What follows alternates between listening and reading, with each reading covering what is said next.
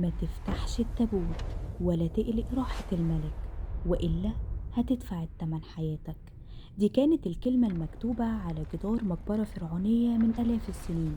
ده مش تحذير عادي، ده تهديد واضح لكل اللي يفكر يزعج نوم الملك.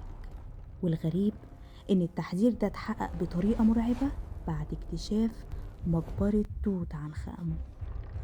القصة بدأت سنة Can you see anything? 1922 لما عالم الآثار كارتر واللورد كارنافون دخلوا Yes. مقبرة كانت Wonderful مقفولة من things. أكتر من 3000 سنة.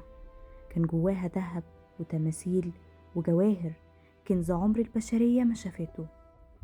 وأول ما باب المقبرة اتفتح، ريحة غريبة بدأت تنتشر في المكان، حسوا بيها كل اللي كانوا واقفين جوه.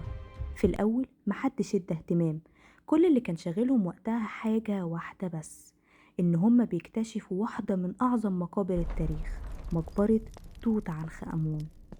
ومع كل خطوة جوه المقبرة كانوا بيكتشفوا أسرار ما كانتش المفروض تخرج للنور. قناع ذهبي للملك توت عنخ آمون، عربات حربية، أسلحة، جواهر، تماثيل. بس للأسف بعد أسبوع واحد بس من الاكتشاف العظيم ده، الأحداث بدأت تاخد منحنى مرعب. واللي حصل بعدها كان دليل واضح إن لعنة الفراعنة مش مجرد أسطورة، دي فعلا حقيقة.